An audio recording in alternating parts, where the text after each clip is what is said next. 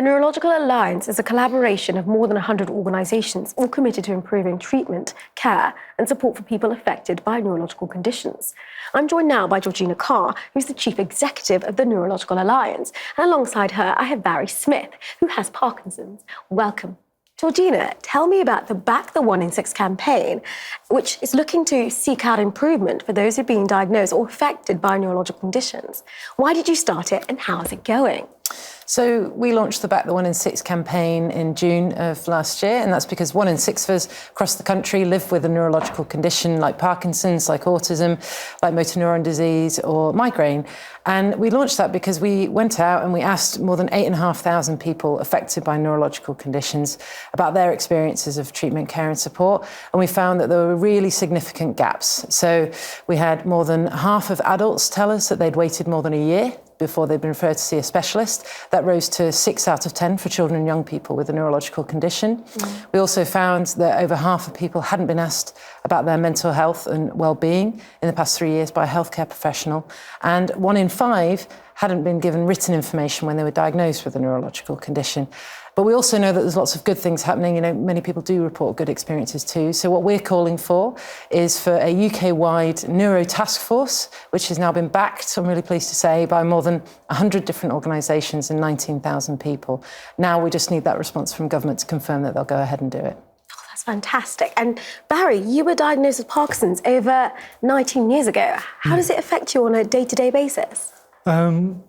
It affects everything that you do on a day-to-day basis. When I'm talking to people about Parkinson's who've never experienced before, I tell them it affects everything from thinking, blinking, walking, talking, everything you can think your body needs to do. How is your treatment and care, and what improvements would you like to see in this area? Initially, people don't recognise Parkinson's, or didn't recognise Parkinson's in younger people. So the very classic early onset symptoms that I had were put down to other things: stress, my age, my gender at one point, and things like that, and weren't taken very seriously. So it took 17 years before I got to diagnosis, and I was only then diagnosed because the tremor that I now have had started in my finger and was gradually spreading up the right-hand side of my body. And I am blessed, if you like. I have 2 tremors, where most people only have 1. I have a resting tremor, so I can be sitting at rest and my limbs will begin to tremor. But I also have active tremor when I go to perform a task. The tremor can start again. I would like to see better detection services, with people on the front line having a greater knowledge of neurological disorders. My wife also has relapsing remitting MS, and like me, it took an awful long time to diagnose her.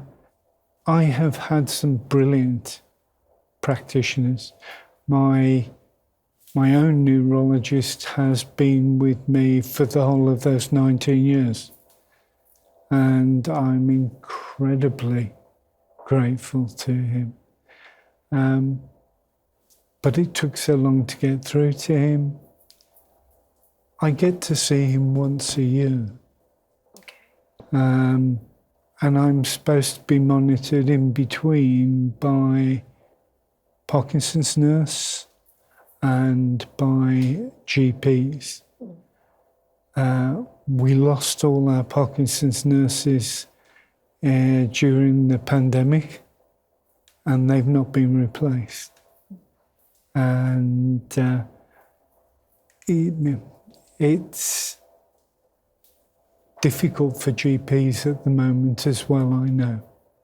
So there are beacons of brilliant care, joined up care, and they're just not uniform across the country. And we need plans, treatments and plans that reflect the need of the patient and not the need of the service. So, Georgina, how can the Neurological Alliance support Barrie, but also others like him? So we're a coalition of more than 100 different organisations who do lots of really, really important things. Organisations like the Brain Charity, which provide information, support and training to a whole variety of people living with neurological conditions.